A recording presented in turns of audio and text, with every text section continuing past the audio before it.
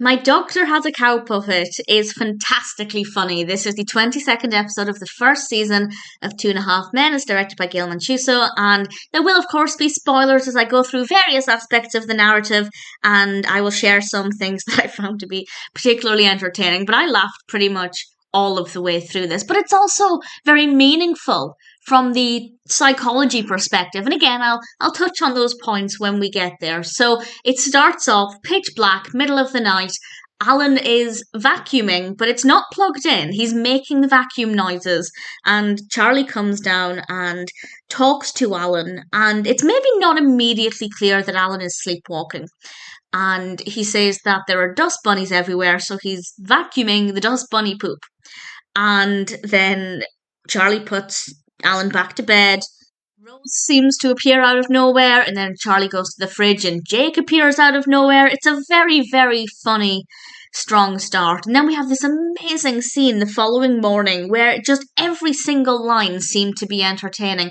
Whether getting breakfast ready, talking about what they're going to be doing that day, they establish that Jake has to go to the psychologist that day, and Charlie says that Alan is whipped, ostensibly.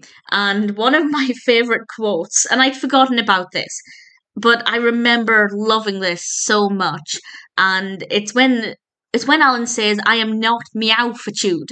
And throughout the episode, he keeps getting meow-fatude, and Jake ends up doing it, and it's tremendously funny. I really thoroughly enjoyed it a lot.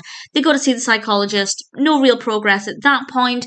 They then have, I think, Chinese that evening, and Jake ends up fatuing Alan, and then Alan is freaking out over pancakes. There is obviously something winding him up that he's not able to express. And this is largely what the episode is about. As I said, it's very, very, very funny.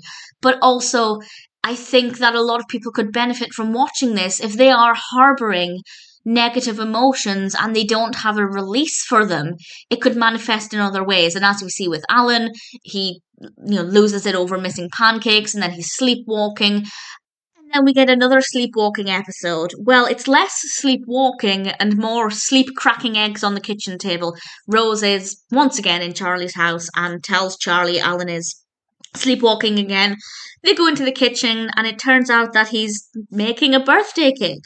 And then Evelyn arrives the next day and Charlie tells Evelyn that this is happening again. And he finds out from Evelyn that his childhood sleepwalking seemed to stop when he reached a stage of sexual release. So Charlie decides to take him out. He doesn't divulge this to Alan. I think had he done the episode would have gone a different way. I think the fact that Charlie's not really revealing to Alan all of the things he's doing while he's sleepwalking allowed it to be very funny. For example, when he started going on about Alan making invisible birthday cakes and Alan having no idea what he was talking about, but we as the viewer, fully comprehending the situation, I think allowed it to be even funnier than if Alan was aware of what he'd been doing. I don't know from a psychology perspective if that's the right approach or if it's better to tell a sleepwalker what they're doing. I have no idea. But within the context of the episode, very, very funny. And ultimately, they end up going to see the psychologist.